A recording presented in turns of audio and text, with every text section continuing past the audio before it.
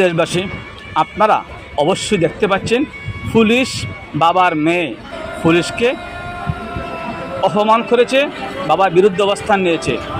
আরও দেখতে পেয়েছেন হাফেজ একজন মেয়ে তার বাবাকে প্রকাশ্যে রাস্তায় আঘাত করেছে। সে তার বন্ধুর সাথে বাইজ্ঞা চলে যাইতে বাধ্য হয়েছেন, তার বালা পাইছেন। এখন এই যে ক্লাস চলতেছে এখানে বায়োলজি ক্লাস চলে, কেমিস্ট্রি ক্লাস চলে, তারপরে আপনার কম্পিউটার সায়েন্সের ক্লাস চলে। এই যে হোটেলগুলাতে দোকানগুলাতে আপনার মেয়ে ছেলে বুঝে বুঝে এরা ক্লাস করুন। এদের ছেলে মেয়ে বড় হইলে কি তৈব চান, এরা ছেলে মেয়ে বড় হইলে ভরে ঠিক ওইভাবে বাবাকে অপমান করবে, মাকে অপমান করবে।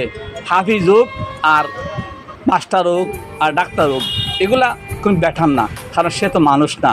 সে এইরকম সুন্দর পরিবেশে যে সকল ছেলেমেয়েরা ক্লাস করে, ওই সমস্ত ছেলেমেয়ে করে যে সমস্ত ছেলেমেয়ে জন্ম নেবে, ভবিষ্যতে তারা ডক্টর হবে, তারা বড় বড় চিকিৎসক হবে, বড় বড় অফিসের ডাইরেক্টর হবে, পরিচালক হবে।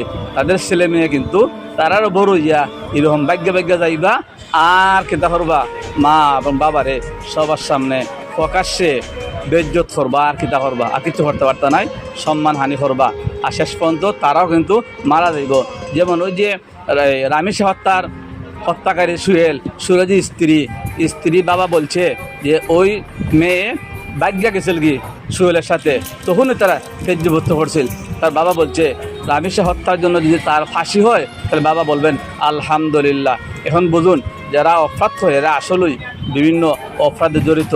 আল্লাহ যেন এদের খপ্পর থেকে হেফাজত করেন, আর আমাদের ছেলে মেয়েগুলো আল্লাহ ভালো মানুষ হওয়ার তৌফিক দান করেন। সবাই ভিডিওটি লাইক কমেন্ট করে শেয়ার করে দেবেন। ধন্যবাদ সবাইকে। আসসালামু আলাইকুম।